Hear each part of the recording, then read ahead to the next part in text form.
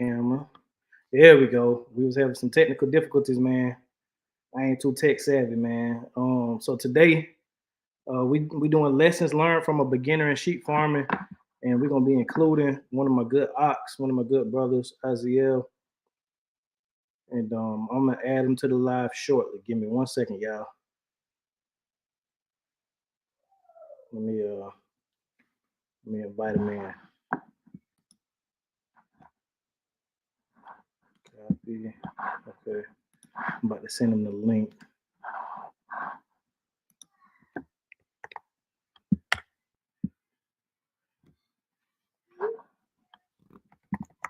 Sending him the link right now, y'all.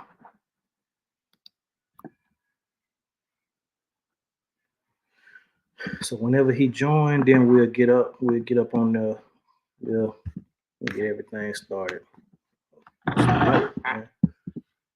Under the light too. It'll be good. Hope y'all having a good day, man. Shalom to everybody. I know this was kind of, spontaneous, but I feel like it'll bless y'all. So whenever the brother joined, then we're gonna get started. Lessons learned from a beginner in sheep farming.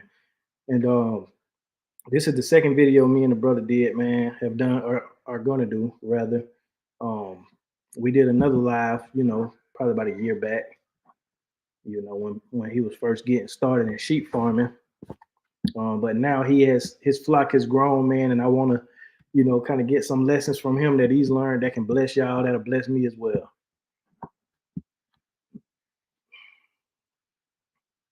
There you go. All right. Add him to it. There you go. Shalom. Can you hear me? Yes, sir. Shalom, brother.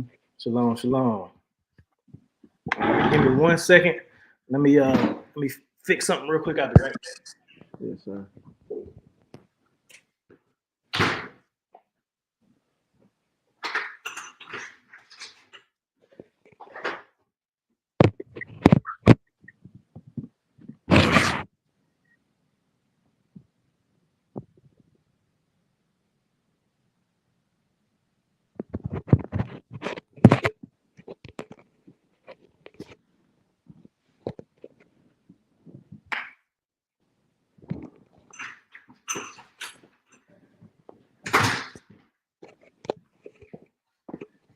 All right, I'm back.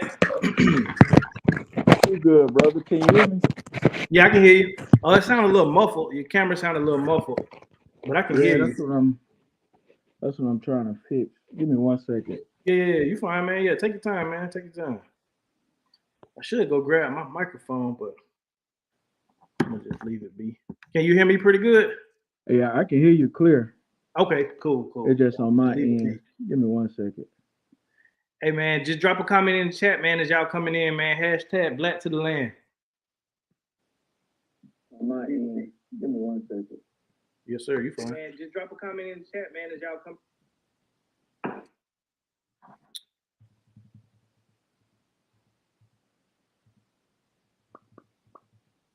All right, hold on.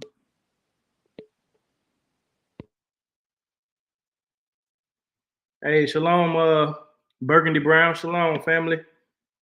Welcome in.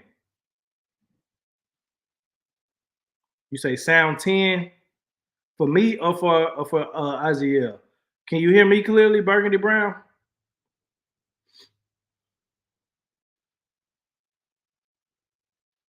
As y'all coming in, let me know if y'all can hear me clearly. Or let me know, do I need to go get my mic? Shalom, Nate. Shalom. You can hear Aziel. What about me? Can you hear me clear, Burgundy Brown?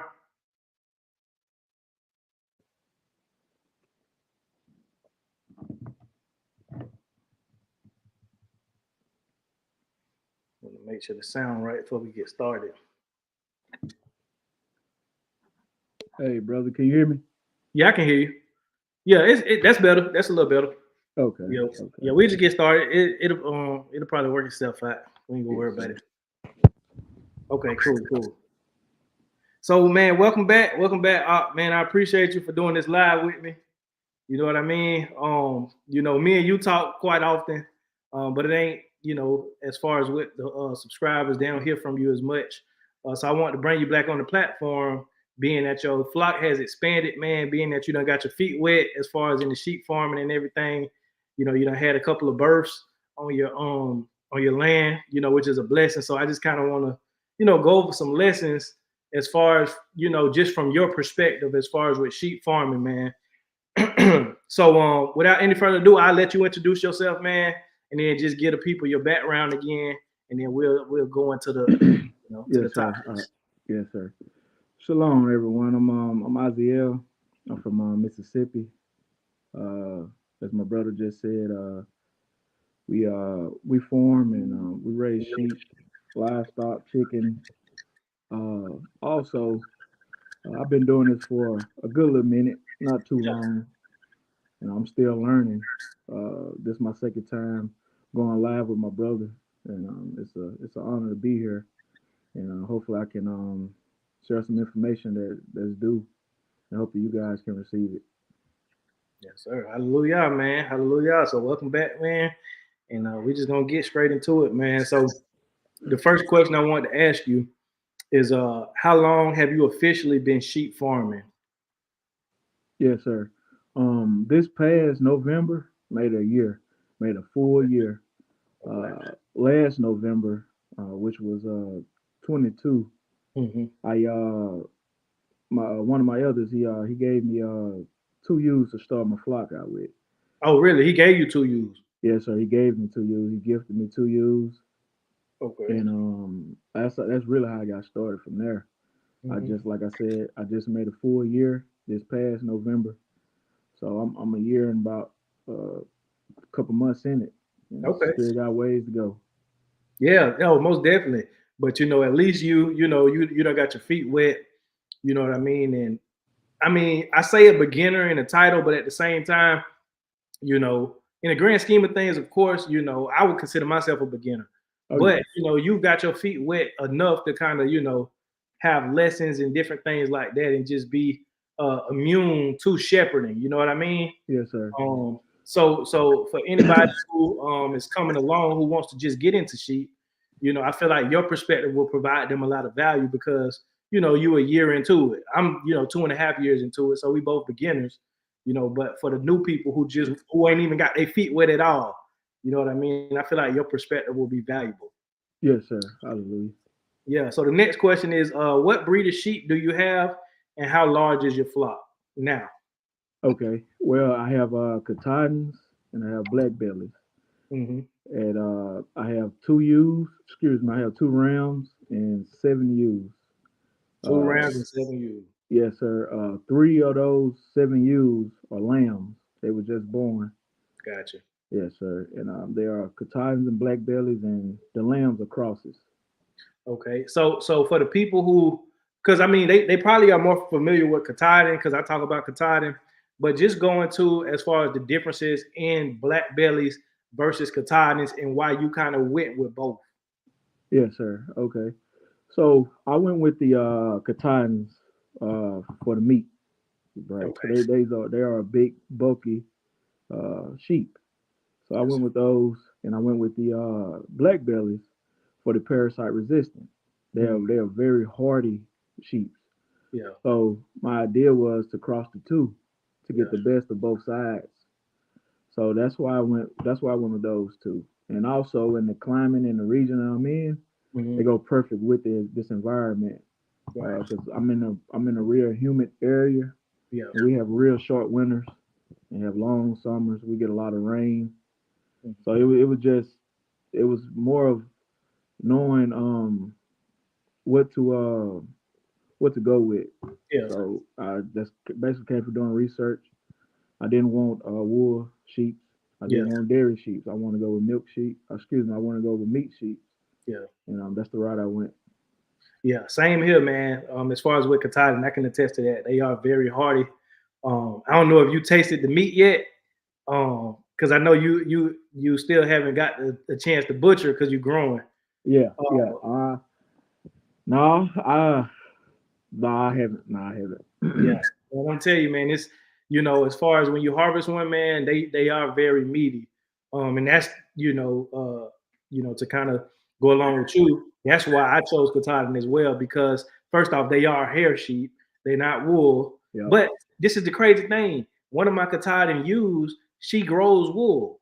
It's not as much, but she grows wool. Like she'll share her wool. So some of them can grow a little wool depending on, you know what I mean, what they got in their bloodline. Yeah. But no, that's a great, that's a great reason to want to get both of those. As far as the parasite resistant, because I believe you get more of that from the black belly, but Katahdins are parasite resistant as well. They are. Yeah, they very parasite resistant. They are. That genetic, that gene that's inside those black bellies are very strong.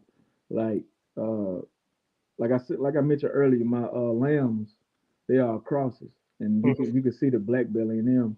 Right. Like one of the mothers, one of the ewes, she's 100% Katahdin, and her baby is a cross.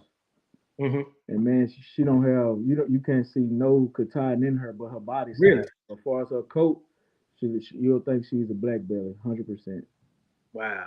Yeah, man. And that's another thing that I like about those black bellies, that I want to get into the black belly as well, is because of the color patterns they have.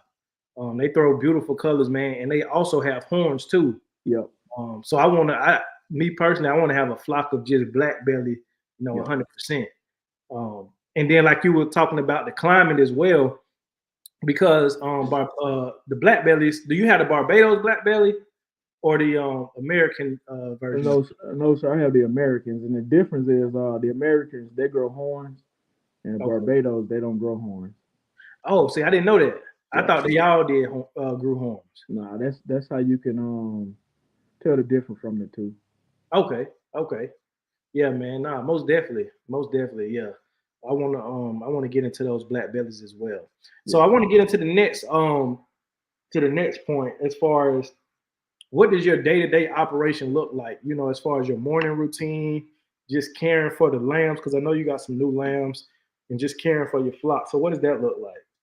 Well, we get up a good time in the morning. We go about feeding the animals, making sure all the animals are taken care of. And in the process of feeding the animals, we examine them. And what I mean by that, we look for body language. We look for is a sheep is far off by themselves. We check their dung, make sure we don't see any parasites. And we just pretty much, man, being a steward and observing them and making sure everybody is, acting regular. And that's pretty much how it go. And man, once they hungry, you're gonna hear them bang from inside the house. Oh yeah. So we that's how we go about that. And as far as the rest of the day, we pretty much do work around the land, making sure the homestead taken care of, and go about our day. So what does the diet look like for your sheep? Like, what are you feeding them? And why are you feeding what you feed?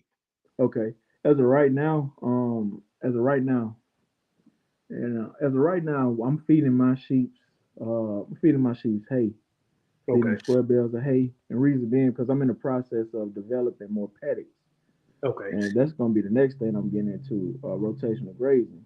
Yeah, most definitely. So I'm feeding them right now hay, square bales of hay, some good hay. I get it from a farmer that I personally know, so I know where this hay is coming from. Gotcha. And I know the guy that grows this hay, and he built his own hay. Yeah. So I'm not getting hay secondhand. I'm getting it direct from the source. Yeah. So how we go? We feed them hay in the morning. And my mom's the mother ewes. Pretty much I got them on a special diet, and what we do for them, we get them up by the co-op. I go get a sheep feed called Show Lamb, and it's pretty much it's Medicaid feed. So that's why I feed my mom. They got the extra stuff that they need to continue to produce milk, right? Which is going to help the baby stay healthy, help the mother with a muscle build. Because after those ewes have those lambs, they go through a change in their body. I'm pretty sure you know that. Yeah. So we give them. I'm sorry to cut you off right there, but you just brought up a good point. As far as when they do go through the birthing process, their body does change a lot. And one of my ewes specifically, who had twins, she's the bigger ewe that I have. She's brown and like white and blackish a little bit. But she had twins, man. And when I first got her, she was big. She was muscular. She was tall. Everything, just fat. And after she gave birth to those twins, man, she got so skinny.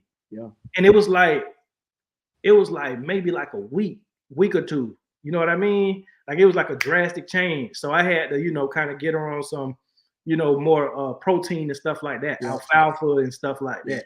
But you're right about that. Their body does change a lot after they give birth, and as they're nursing their young. Yeah, they because them lambs, man, they pulling a lot of calories out, Mm-hmm. and they eat a lot. The mothers do, they eat a lot, and also Yeah. when we feed them late in the evening, we feed them. I give them a beet pup. Oh yeah, beef. Yes, That's I good. purchased from Tractor Supply. Yeah, I know that's I a get the same power. one. And my rams, I get them like corn and sweet feed, Mm-hmm. and sometimes alfalfa pellets. Okay.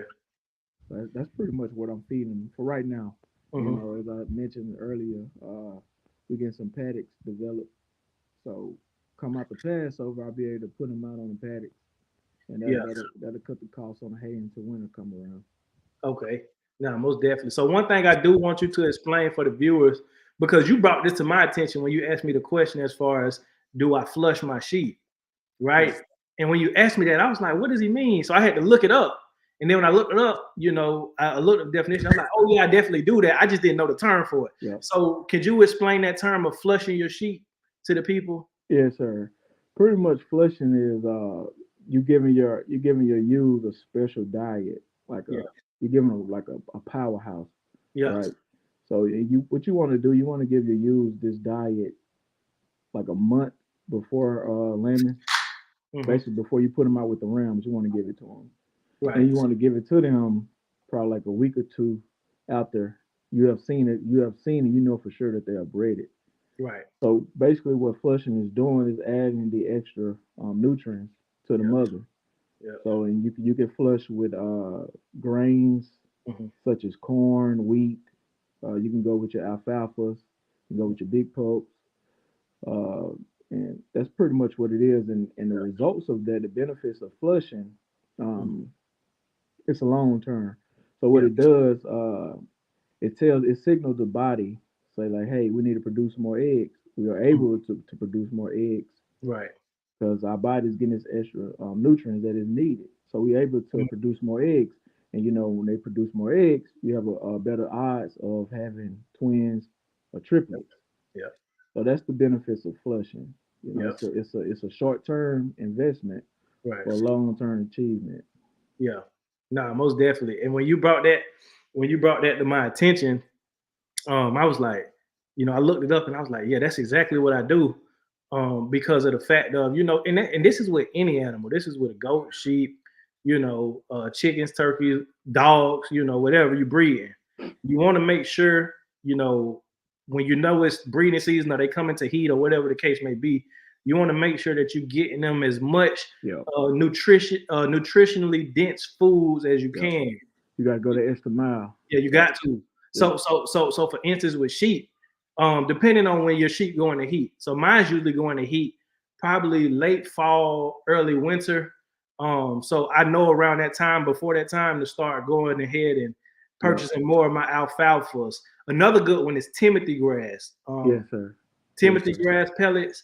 Also perennial peanut hay. If you ever get a perennial peanut hay. Oh yeah, I never heard of that one. Man, if you can find it, because I found it. It's a farm that's up in Statesboro, which is about an hour from me, and they have a farm where they grow peanuts. And so what they'll do is they'll, after they pull the harvest, they'll whatever's left, they'll make it into hay. That's very packed in protein and everything like that.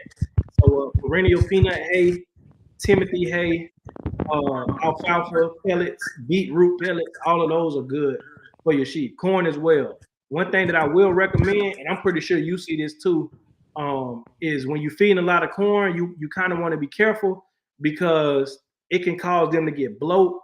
And then if you're paying attention to their stools, instead of being in little pebbles, it'll come out like a turd. You know what I mean? Yep. So you want to kind of be careful because I actually lost a lamb from overfeeding corn.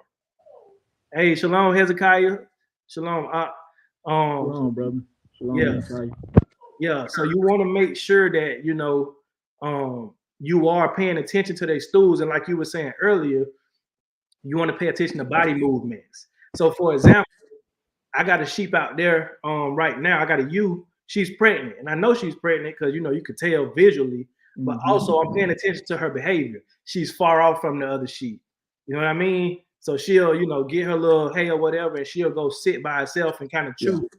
But I could tell she's pregnant. But you want to pay attention to your sheep as well, because if you see, like, say if you got a ram or whatever the case may be, and he's getting to the point to where he's kind of away from the ewes, or he's being lethargic or just laying around, he may be sick. You see what I'm saying?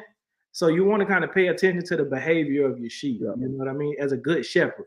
Yep, exactly. I agree. You gotta study that body language, and you gotta know the habits. You gotta know the habits of your flock, and know how they operate. Yeah. And that just comes with, like you just mentioned, being a good shepherd.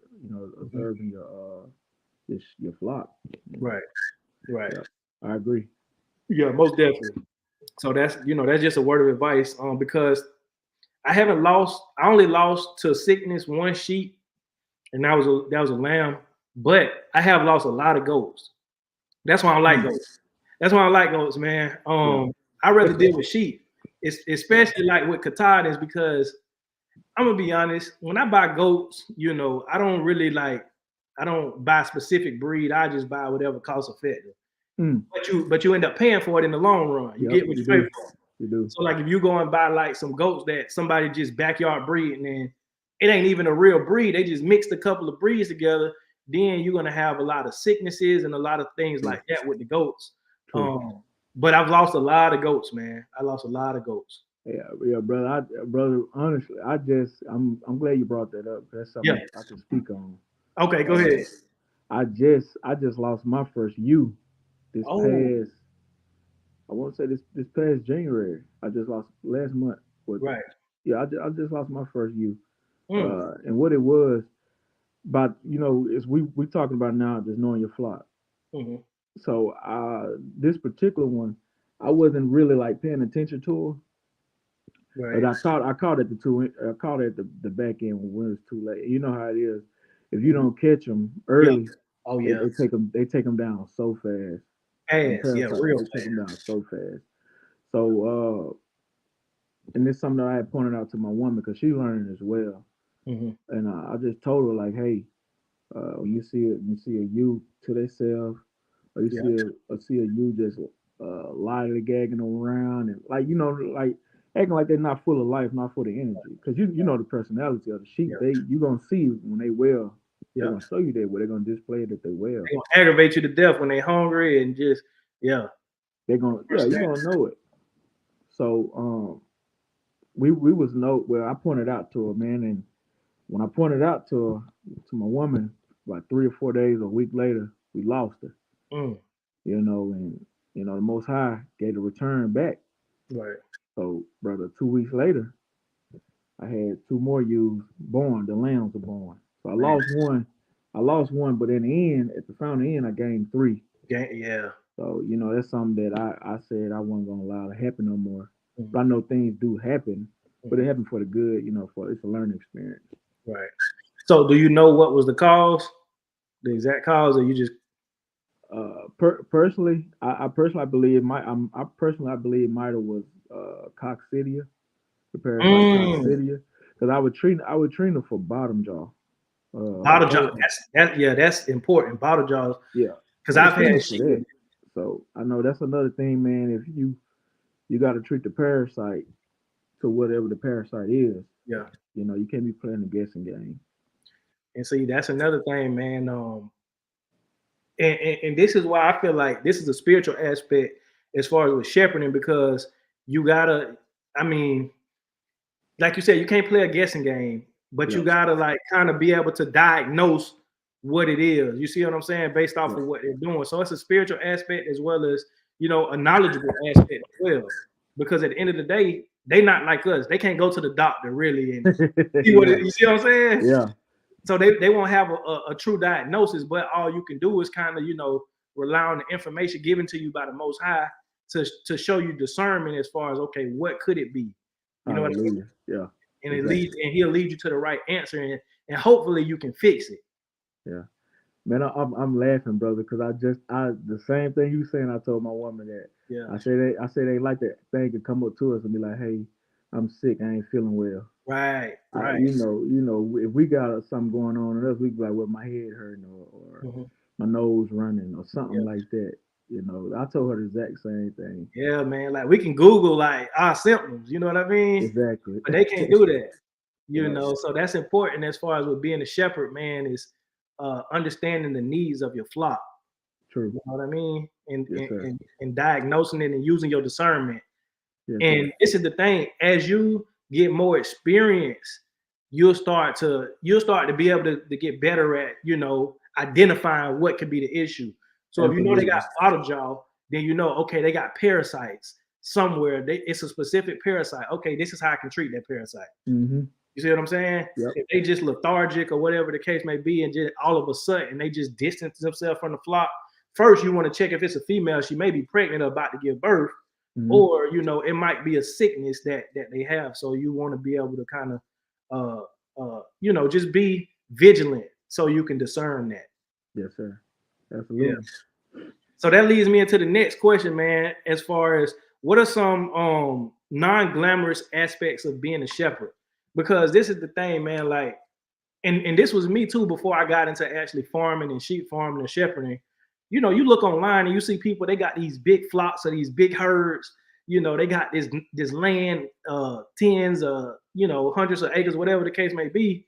And it looks glamorous because they living off the land. Everything looks good, aesthetically pleasing, but we don't see the ugly side of it. We don't see the other end of it, the non-glamorous things. So what are some of the non-glamorous things as far as, you could tell the people lessons you've learned?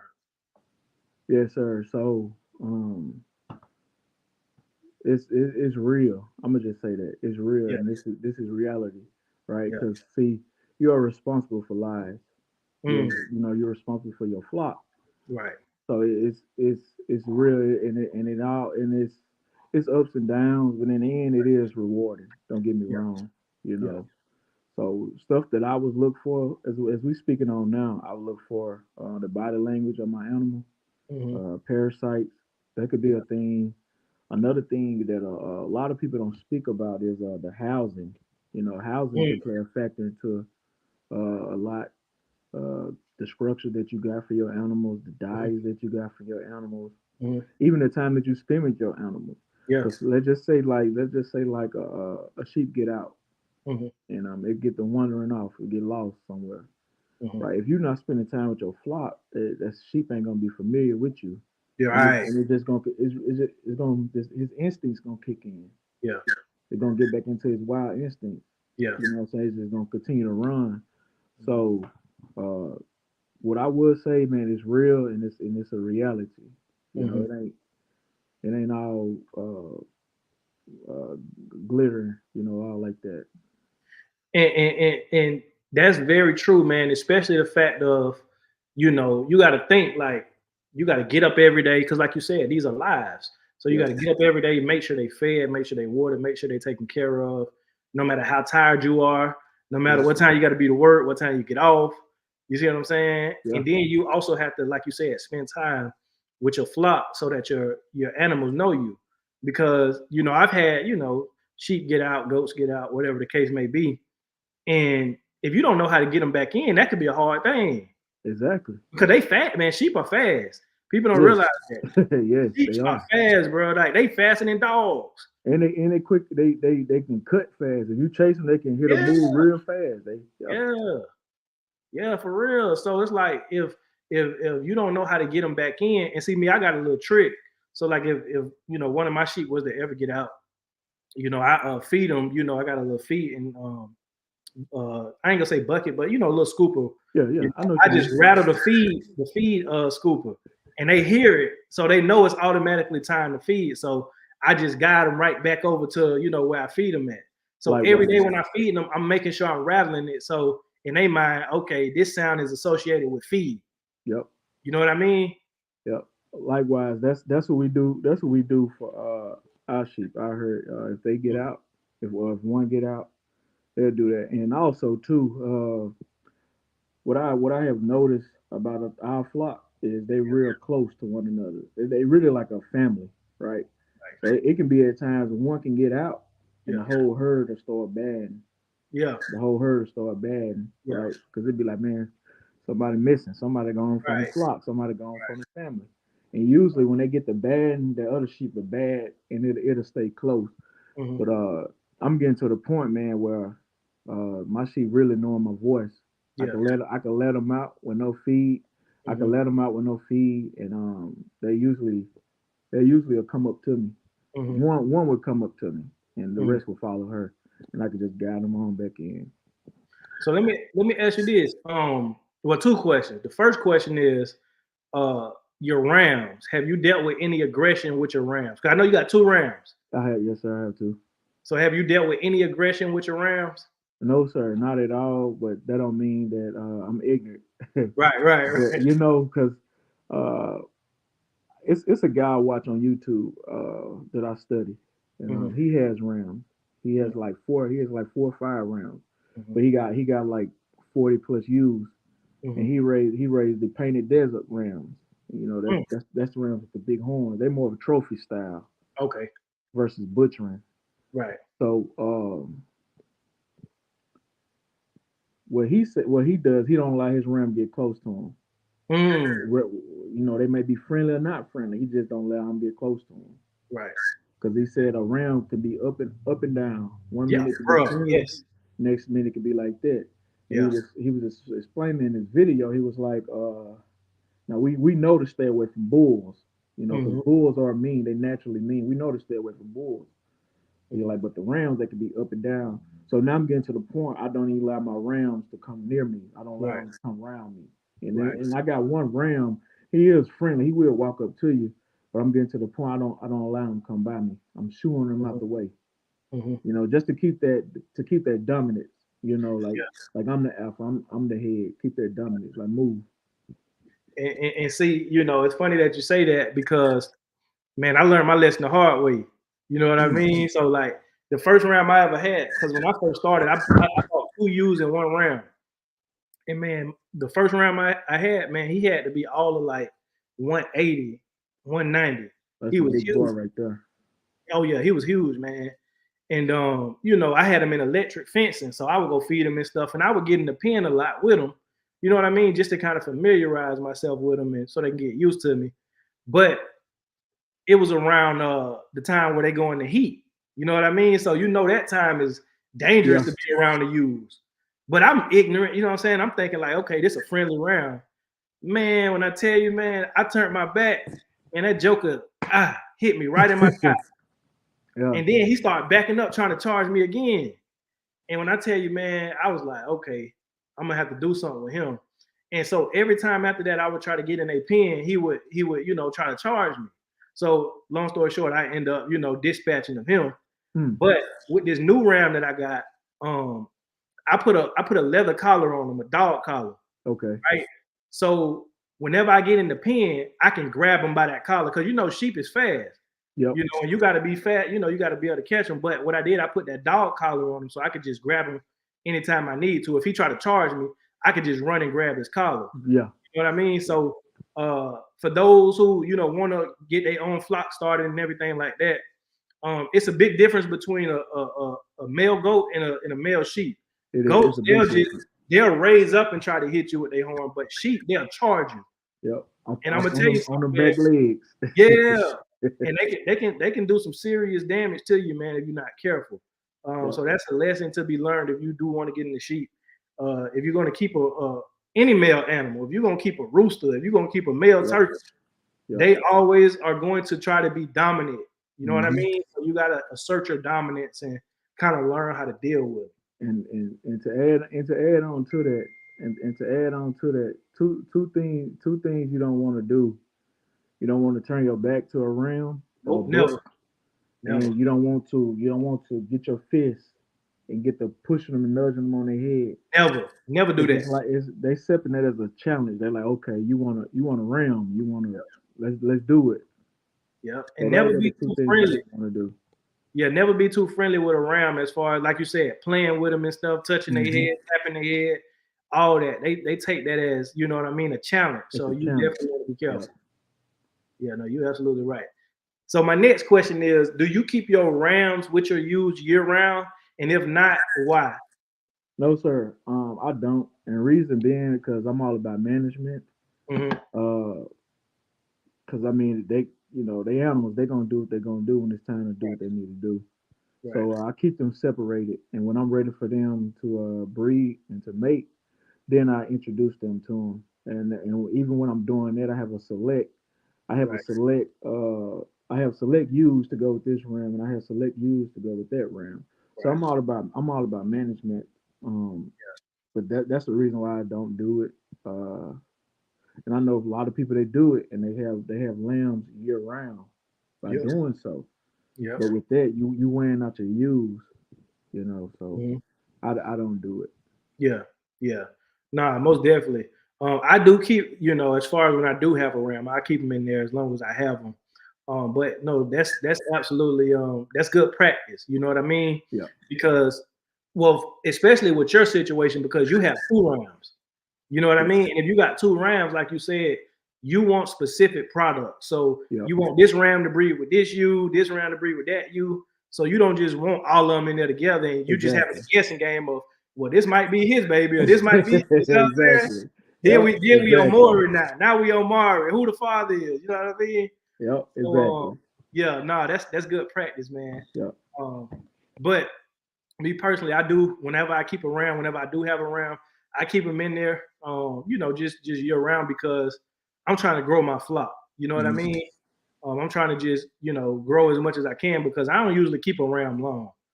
Like I learned my lesson with rams. I don't, if I have one that's birthed on my farm, I raise him up, and if I like how he is, how he's built, I'll allow him to breed. But I Yeah. usually don't keep rams longer than a year. Yeah. You know what I mean? I rather just go buy one that I like. I- You know what I mean? Yeah. I That's understand. just my practice. Everybody got you know what Yeah. I'm saying? But yeah, that's what I do. So let me ask you this. As far as because we're talking about the non-glamorous things, right? Hmm. So how did it feel, right? Because you lost a you last month. Hmm. How did it feel just knowing like, man, you know, I might have raised this you since a baby or whatever the case may be, but I'm feeding her, I'm taking care, I'm investing a lot into this product only for it to, you know what I mean?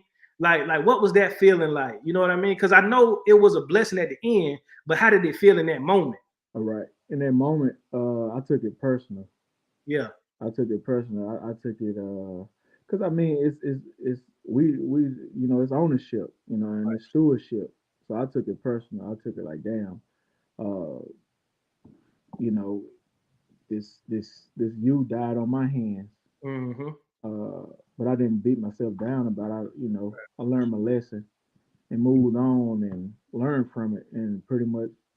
Uh, so in this particular area that she was at, I've been operating that area for 2 or 3 years. Mm-hmm. So it was more of a disaster waiting to happen, Mm. And this was in this particular you. Now, for the people out there, you're gonna get some sheep that are just slow in the head. Like like seriously, you're gonna get some more. They just slow in the head. Like Yeah. man, this bro, listen to this. This particular you, she was the only you that would eat from the ground. All Mm. the other ewes, she eat from the hay bin, but all Yeah. the other ewes are eating in the hay bin. But she's the only ewe that'll eat off the ground, and we know parasites live on the ground, Yeah. For sure. right? So when that happened, when that took place, I shut that paddock down. Mm. I said get all. I told my woman because she the one told me that the thing was sick. Mm-hmm. I said just pull her out of there, and we're gonna move all the flock. We're Mm-hmm. gonna move all the flock to the other paddock. I don't Yeah. want no more ewes or no more sheep in that paddock. I'm Right. shutting that paddock down, and I'm going to give that paddock a year's rest. So Yeah. I'm not gonna put no more animals to like. next summer, next spring, or whatnot. That's good practice. Yeah. That's good practice. Because like you said, and especially because you got to think when they are in that paddock, because see, this is the thing that ain't talked about a lot. When you have paddocks and stuff like that, you want to do rotational grazing, but you keep them in the paddock for too long, they constantly eating down the grass. Exactly. And like you said, parasites live on the ground. They live basically in the dirt. So the lower the grass is, the lower they nibbling, that's where the most parasites are. Yep. You know what I mean? So they more likely to, get parasites. Yes, sir. Yeah. So no, you're absolutely right with that.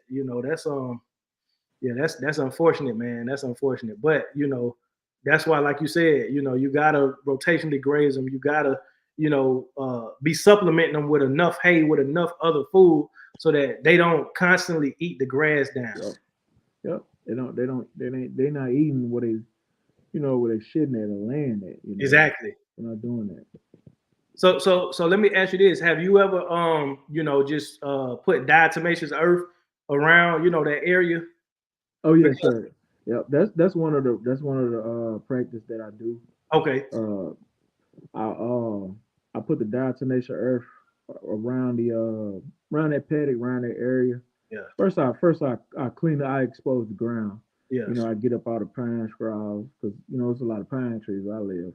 Mm-hmm. So I get up all the pine straws or the hay that's down, expose that ground. Because a parasite, they like to hide up underneath stuff. Exactly. And two things that can kill parasites is heat and the sun. Mm-hmm. So if you're exposing that ground, you're exposing them to the sun. Right. So I cleaned up that area, then I put the diatomaceous earth down, and we know diatomaceous earth it's very acidic, and it sucks the life out of stuff. Yeah. So, yeah. It's hard for parasites. Excuse me, what you say? I say it's hard for parasites to live, where you put that diatomaceous earth. Oh yeah, it is. Any insect, because we use that on our raised beds as well, as a natural repellent. Thing. Sir. A repellent. Yep, from the bugs. So it works. It works. So along with that, and along with resting it, giving it full year of rest. Because some parasites, their life cycle is only 30 days. But some parasites, they'll go dormant, and they won't come back up until the ground breaks. I know Coccidia operates like that. Yeah. No, you're right. No, you're right about that. Yeah, and just to attest to that, I'm building another paddock right now because my sheep done been in this paddock for too long. You know what I mean? I allow them sometime to get out, and just kind of, graze around. But yeah, they've been in that paddock for too long, so that's why I'm building another one. But you want to constantly, let the land rest, but you want them to be able to go and eat out of other areas as well. Mm-hmm. So you're absolutely right. But diatomaceous earth is great, for y'all out there who watching. It's good for your chicken coop. It keep your chickens free of parasites as well. Sheep, goats, whatever, just around the ground, insect repellent. Diatomaceous earth is very good. Yep. And also chickens there do dust bathing, and I know they help with mites as well. Yeah, exactly. Help with mites as well. Yeah. And I see your question, G Mama. She said, how do you know if you could process an animal for meat? If they sick, does that meat need to be disposed? Personally, I would say, so if the animal dies of itself, then you don't eat that. But if you see that an animal, may have parasites or whatever the case may be, you can still harvest it for meat.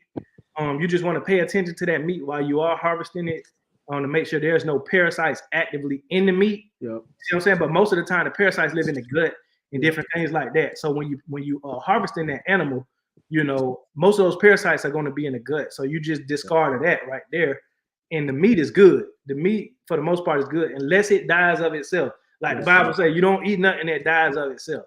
Yep. You know what I mean? So it's good to eat. Because I had a ewe like that I had to process. She had bloat. You know what I mean? And she, I saw her, she went down and, she started convulsing and stuff. So I went ahead, hurry up and harvested her. You know what I mean? And she didn't have. That's good practice right there, man. Yeah. You can't that's an investment, man. You can't waste no meat now. That's food that can feed a family. Bro, that's about 130 pounds worth of, you know what I mean? So I'm like, nah. So I went on here, hurry up and harvested her. And you know, it was good meat. It was, you know, it wasn't no parasites in it or nothing like that. She didn't die yet. She wasn't dead. So I just, you know, I caught it right in the nick of time. But to answer your question, G Mama, if they sick, if they die, if they sell, you know, if they dead already, you don't mess with it. But if you catch it in the right time and you harvest them before they do die, just check the meat when you do harvest it. Make sure there's no parasites in it. That's right. Yeah. So on to the next question. So you know, what are some improvements as far as you know, you can implement into your operation from the lessons that you've learned, right? So you've had animals that passed away and everything like that. You've you know, went through your first lambing, you know, lambing season and stuff like that. So what are some improvements that you feel like you can implement that'll make your operation better? The number one thing is rotational grazing. Mm-hmm. Build more structures for your animals. Yeah. That's the number one lesson that I'm learning and I have gained from this past experience of this whole shepherding thing. Mm-hmm. You need to make sure that your infrastructure that you have set in place is good and clean. You Right. know, if you got them in a barn, you got them in a shed, it's good and clean regularly. Also, too, rotational grazing. So make sure they have paddocks set in place where they can go out and eat the grass. And as they're out there eating the grass, you need to make sure they're not sitting on that grass for a long period of time, Right. because you know that's just another disaster waiting to happen. Mm-hmm. So those are the two things. Yeah, rotational grazing. Yeah, most definitely. I definitely agree with that. You know, I got to get better with that. But structures, a lot of people don't realize, man. Like when you get into homesteading, and it's not just with sheep, but with anything, man. You got to make sure your animals have proper structure. Yep. You know what I mean? And it don't have to be nothing. You know what I mean? Because you know you got these people, man. They building all these extravagant chicken coops. They got heaters in there and all time. You know, lights, and I'm like, oh, I ain't doing all that. But you want to make sure the structure is able to get them out of the elements and to keep them warm and keep them safe. That's it. You know what I mean? Yep. And so that right there, because I got to build, man. I'm gonna build 3 more chicken coops, man. Because I want to get more flocks and stuff like that. But structure, you got to build structure. When it comes to farming, you might as well learn carpentry too, because you're gonna have to build a lot of stuff. Yeah, and if you ain't learning it beforehand, you gonna learn it as you go, because you're gonna have to. You have to. You know what I'm saying? And you know, putting up fencing and all that type of stuff. You gotta learn how to do all that and fixing stuff as well. When stuff, you know, when your fence get messed up or when something go wrong with the structure that you built, you got to be able to fix it. So it goes hand in hand. So I definitely agree with that. Yes, sir. So let's talk about your first lambing season, right? You know, because I know this was the first time you got the experience, you know, having new life on your farm and everything like that. So what's some lessons that you learned? And also, did you witness any of your ewes give birth? No, sir. But what I did witness is something that I learned, the body language. You know, I hit on that earlier, the body language. Oh yeah. So we noticed with our last ewe, so I had 3 ewes to give birth to three lamb ewes. Right. So the first ewe, we didn't catch that one. She just my woman went out to go feed the flock, and her and the baby was out in the corner. Yeah. Baby was nursing. They was out in the corner. Right. But my second ewe, we was watching her body language. She was starting to separate herself, and she was starting to be aggressive to the other sheep. Like I need my space. Get back. I need my personal space. And she was starting to make little nests, like little beds. Because like I mentioned earlier, we got a lot of pine trees on there, so pine straw falling down. So she was beginning to make little beds, little nests, and like little spots to have the baby, to have the lamb. So that was one thing that we noticed, and another thing that we noticed with another ewe, you want to look for the on that backside, you want to look for the discharge. Exactly, and mucous membrane. Yes, sir. You want mucus plug. Yeah, the plug. So Yep. once you see the plug, more than likely you're gonna have a lamb on the ground Mm-hmm. between Very soon. 1 to 3 days after that. Yeah. So those are the stuff we were looking for. And once we came about, what I did, I moved because I built a shed. Well, I had a shed, and I pretty much just modified it into a lambing quarters. Yeah. Closed it in with the fence, and it is on the slab. So that's another good benefit. The Mm. parasite ain't gonna barrel in It's that smart. shed. Yeah. Okay. Yeah. You just Yeah. gave me So an idea. Most definitely. Okay. all right. So they can't burrow in the concrete. Yeah. Yeah. Yeah. So pretty much we separated them off, and hey, we put some little bedding down because they on the concrete, so we don't took them off where the pine sprouts was at. Right. Put a little bedding down, and man, we were pretty much were like, hey, she about to get ready to have her lamb. Right. 2 days later, she had a lamb. Right now. A day later, my last ewe, she had her lamb. So Okay. that's the stuff we were looking. We were looking for the body language. The body language is gonna tell a lot with Yeah. animals. Oh yeah. Like any type of animal, I don't care if it's a dog, a cat, Yeah. chickens, goat, whatever it may be. You Mm. study the body language, and that come with knowing your animal, knowing your flock, knowing your dog or whatever it may be. So Yeah. those are the learning that we had received from this past lambing season. Most definitely. And another thing too, to pay attention to around that time is look at their udders. You know what I mean? If Exactly. their udders are Right. swelling up, if their udders are full, that means that a lamb is near to come. It's Like on one the of my way. ewes, you say what? I said that lamb is on the way.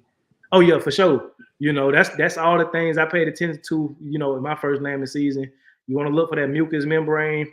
You want to look at their udders and look at their body language. Yeah. You know what I mean? So yeah, those are different Yeah. different things to look And they others usually they others usually feel all the way up like at. a month to 2 weeks Yeah, before they are due, before the lamb get here. and you will notice it too because when they not pregnant or they not what I'm saying about to give birth, they just regular. You won't see their udders really. You can see their teats, but you Yeah. won't see their udders like that. But when they about to give birth, they udder gonna be full. Like Full. you can look down and say, "Oh yeah, okay." Yeah, full. So And yeah, and so also too another thing, you can look on the left side. You can look on the left side. No, you can look. Excuse me. You can look on the right side. You can look on the right side of their body. If hmm their right side is full, that's a lamb. Because the ruminant is on the left side, hmm but the actual what a lamb is going to be is on the right side. So right, that's another indication you can look at. yeah, most definitely. So let me ask you this: did any of your ewes reject any lambs? No, sir. And that's a. I'm glad you brought that up. Yeah, I forgot to mention that as well. That was something else that we gained experience of. yeah. None of my ewes rejected none of my ewes rejected a lamb. hmm They all produced milk, so it wasn't no case of milk fever or milk itis. So they all produced their own milk. And they were good mothers, and they were very protective of their mothers. So Yeah, if another ewe even come around a lamb, our first, the first couple of days they'll ram them out the way, and yeah, that's a good sign. yeah. That's a good sign. hmm Yeah, no, Uh, absolutely. and we didn't experience no complications, no stillbirths, no deaths. hmm None of that. And see, and this is the thing too, man. That's why I chose Katahdins. You see what I'm saying? Because it has a lot to do with breed as well, because they are great mothers. Yes. You know what I mean? So when I was doing research, and this is with goats, sheep, whatever, cows. Whenever you want to, get into, raising an animal and breeding them, look at that specific breed and look at what the track record is of their parenthood as far as them being good mothers. You see what I'm saying? Because that can make or break, what I'm saying, your operation. So if you got, some sheep, let's say you got 5 ewes that then gave birth, but half of them rejecting their lambs. That's a burden on you They gotta go, because you gotta bottle feed all those babies, and the mothers gotta go. and you gonna have to call the mothers. Yeah, They gotta go they because gotta they go. don't have that good motherly instinct. That's a that's a true testament to a good breed if they have good motherly instinct. Mm-hmm. And I never had that problem as far as with birthing either. When my ewes have given birth, they nursing everything like that. I've never had one of them get rejected, but I did have with the first birth I had, she had twins, but one of them passed away. Mm. And I wasn't there, of course, to see what happened. But what I speculated is that maybe while she was giving birth to the other one, she might have suffocated it. Yeah. Now that happens. Yeah. Yeah, so that can happen. Yeah, that's really normal. That Yeah. happens a lot. I have the guy that I study, he speaks on that. That does happen. The mom Yes. be giving birth to one and be Yes. laying on the other. Exactly. Because she focusing on birthing that baby. Yeah, so that's normal. And so that's why, you know, you do kind of want to, if you can be there, you know, you want to kind of, you know, just be there to observe because you can get the baby out the way and stuff like that. But for the most part, you know, one thing I learned to do is just let their instincts kick in. Yeah. Because you don't want to intervene too much. This is another thing people don't realize.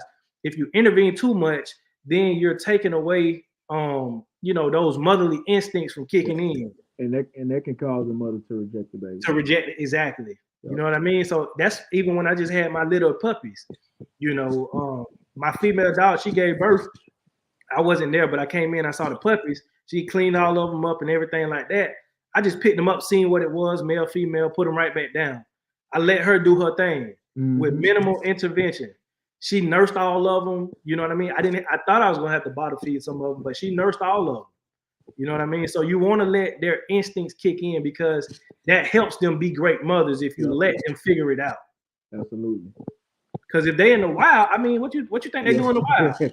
Who there to assist them? Yep. You say what? I said, who gonna be there to assist them or step in? Yeah, that's what I'm saying. And it's the same with us as humans. You know, women have given birth for thousands of years without, you know, going to the doctor and all this stuff. Your body knows what to do. You know what I mean? Your instincts will kick in. So, you know, you shouldn't have that fear as far as, well, I don't know what I'm going to do if my sheep giving birth. You know, I need to be there. Man, just let it happen. You know, if you can't be there, oh well. But, you know, trust in their abilities to be mothers. Oh, yeah. Yeah. So what is your goal for your next 5 years? Like what goals do you have? What do you see? How big your flock is going to be? How do you see your operation? Like, what's your overall goal for your next 5 years in shepherding? Brother, most high willing, my most high willing, my goals is to have my flock multiply, of course, able to fill the freezer like comfortably. What? You know what I'm saying? Like comfortably. I'm talking about like to the point where it's like, hey, I randomly think about just go out there and grab me one. You know? Yeah. Also, be able to give to the brethren. Yeah. So that's so and then eventually, you know, I may sell them, but that's more long term. Long term. Yes, yeah. Sir. Yeah. You want to have an abundance to where, you know, after you done filled your freezer, now you can afford to sell some of them too. Yes, sir. You know, because this is the thing, man. They are a form of currency. You know, animals in general. You know, sheep, goat, whatever, cow, cattle. That's a form of currency. You know, that's a form of wealth. So when you have an abundance, you know, and you're able to sell, like, say if you know, because you say you got 7 right now, right? Yes, sir. Say I have a total of 9. I have a total of 9 heads. 9. Okay, so that's even better. So you at 9 right now. Let's say in 5 years you at, let's say, you know, 50, 60, right? And then let's say 3/4 of those is used. You know what I mean? Or most of them is used because that's what it's going to be. That's what you want your ratio. That's what you want. So imagine that next birthing cycle, you're going to have an overflow. So you done went from 50, 60. Now let's say you got 40 of those is used. And then you got triplets, you got twins. Yep. So you easily looking at, you know, 120, 150 sheep. Yep. So now you're going to, like you said, you're going to have an abundance to where you want to fill your freezer, but also you probably is going to have to sell a lot of those because of you know, your setup. Because this is the thing, you don't want to have more sheep than you got land. Exactly. So that's good practice as well. So if you know you only got 5, 10, 15 acres, you know how many sheep can fit on that. If you have an overflow, you're gonna have to sell them. You're gonna have to sell them. Yeah. Yeah, that's one of them good problems. Yeah, thank you. That's one of those good problems. Yeah. Because you're like, now, okay, I can trim down the flock a little bit. I can, butcher, 10, 15, fill the freezer up, and I can sell some up. So yeah, that's a good problem to have. I definitely yeah, I feel like that's the goal for any sheep farmer, any shepherd, Yes, sir. is to have that problem. That's my goal too. But one thing I've been focusing on is not outgrowing myself. You know what I mean? Mm-hmm. So I don't want to, like you said, like I said, I don't want to have more sheep than I got land or paddocks. You see what I'm saying? Yeah, Because I don't now need you done 10 created lambs in something. my paddock. You say what?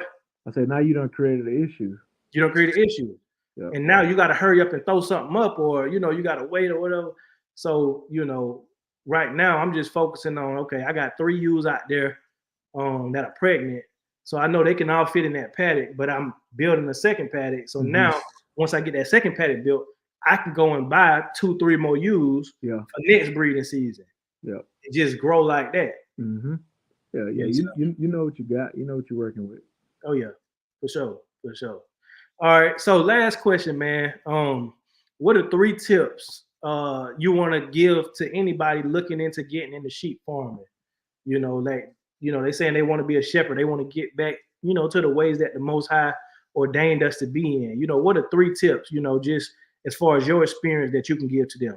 Yes, sir. First and foremost, you need to do your research. Mm. And you need to find a breed of sheep Right. that fits your situation. Mm-hmm. You need to find a breed of sheep that fits your region, Right. where you live, where you stay. Right. So for me, I live down southeast Mississippi. Mm-hmm. So I wouldn't do good in this area. I wouldn't be successful, due to the area I'm in with a sheep from up north. Right. Yeah. You see what I'm saying? Because we deal with a lot of humid weather. We deal with a lot of rain. Mm-hmm. So parasite thrives in rain. So in heat as well, Yeah. the climate. So you need to find a sheep that fits you. Also, before you even purchase sheep, you need to make sure you have infrastructures in Exactly. place. You need to make sure you have paddocks in place. You need to make sure you need to make sure that you got a farmer on hand, someone you You can said purchase what? hay from, a farmer. Oh yeah. You had a farmer on hand, someone you could purchase hay from. Also you need to find a vet. Also you need to find a vet that take livestock. See, fortunately for us, we have a vet probably about 15 minutes from us, and they take livestock. Okay. So if sheep get sick or whatever, or emergency take place, I could take my sheep to them, and they'll be able to aid it. Mm. And also, you just need to have lastly, you need to have a realistic goal, like why Yeah. you doing this. Like, don't just hop into something, because you hear us on here talking and it sounds good, or you see somebody else talking about it and it sounds good. You need to have a realistic goal. And personally, if I were you, I wouldn't treat it as a hobby. I treat it as an operation. Exactly. Yeah. That's it. No, that's solid. That's yeah, because like you said, man, it's real. You know what I mean? So you want to make sure you got everything in place. Now, it's a difference between, wanting to start in the flock or just you want to raise, a couple sheep a year for personal consumption. That's a difference. Yep. But if you want to grow a flock, you want to make sure that you have all those things in the place Yes. and just doing your research. That's the most important uh thing to me, if you want to be honest, as far as doing your research, because you could just go on Craigslist, or you could look up a farmer who raised sheep or whatever the case may be, and you can go buy a couple. But this the thing, like, you don't know that breed, you don't know, as far as they parasite resistant, you don't know they birthing, cycle or nothing like that. You don't know nothing about these sheep. You know what I mean? Other than they sheep. You feel what I'm saying? And like you said too, you want to get a breed that's going to suit your climate as well. Yes. Because if you get in a wool sheep, and you in Florida or Mississippi or Georgia, man, that's a hot climate for those sheep. And you wrong for that. You feel? That's what I'm saying. Like, those sheep gonna be hot, man. It's the same thing with dogs. If you want to get a dog, you don't want to get no, dog that's built to be in the snow and bring them down to, Florida or somewhere. So Mm-hmm. you want to make sure that you have a plan, do your research, get your infrastructure built, and just proper preparation. Because this is the thing, you don't want to just wing it, man. When you having, animals that lives depend on you. Yeah. You don't want to just wing it. You want to make sure that you prepared properly.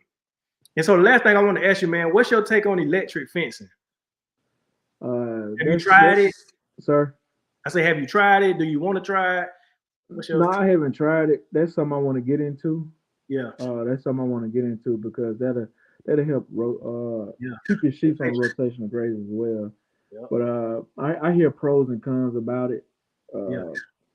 You need some smart sheep really to do it, and you gotta be very hands on. Yeah. That's something like, from what I have read, that's something like house training, potty training a house dog.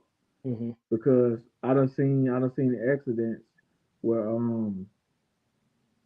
the sheep will get tangled up and they will get electrocuted to death. Yeah.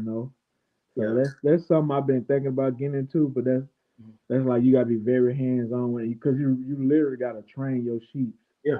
Not to cross this wire or not to cross this netting, because some people run 2 strands hot wire, 3 strand, 4 strands. Then some people they run a net, but they might put 1 strand on their net. So they just say like you get a sheep caught up in a net. Yeah. You know what I'm saying? And see, that's what I had. I had the net. I still got it. It's the Premier one. I had it, but I want to. If I do anything, if I try anything else, it will be the 2 strain because. Man, I'm gonna tell you something, man. That netting, it get tangled up. It's just a headache. Yeah, I ain't gonna lie, bro. It's a headache. I don't ever want to set that up again. But I do want to try the 2 strain. But like you said, you got to train your sheep to it because it's not like it's not like a fence. It's 2 strings, so they don't know. You know what I mean? They don't know. Yeah. Yes, sir. But anything else, man, that you want to tell the people, man, before we get out of here? Nah, man. I just hope. I hope this interview was edifying for you all. Yeah. And hope y'all can take something back with you and learn. Mm-hmm. But it was good for you to have me on here. Oh yeah, man. Hey, it's always a pleasure, bro. I appreciate you, for being on. I know we had to postpone it, but we finally got to it. Oh yeah, we're gonna work it out. Yeah, oh yeah, always. Somebody in the comments said, "What's your take on Romney sheep?" Never heard of them. I never heard of them either. Yeah, never. I look into it though, but I never heard of Romney sheep. Oh. But appreciate you, Burgundy Brown. Hey, appreciate everybody for joining. For tuning in, man, on the live. We appreciate y'all. Thank you, G Mama. For what you do in the chat. I appreciate it. And if y'all got any questions, man, drop them down in the comment section, and I'll get back to you. But let them know how they can find you, man. What's your Instagram? What's your Facebook? All that. All right. So my name is Aziel. And as you guys can see on the screen, you can Facebook that, you can Instagram that, and YouTube that, and it'll pull up. So my name is Aziel, so that's how you guys can reach out to me. I'm a full-time contractor, and I do shepherding on the side, but one day that's going to be full-time. Yes, sir. So, and I got a lot of information coming out, so you guys just stay tuned. Yeah, most definitely. Yeah, so y'all know where to find him at, man. We're going to have the brother back on soon, man. If y'all want us to talk about something specific, drop it in the comment section. But we appreciate y'all for tuning in, man. And we're going to let y'all get back to y'all Sunday evening. But like I always like to say, if you give somebody the power to feed you, you give them the power to start you. Peace. Hallelujah. Shalom. Shalom.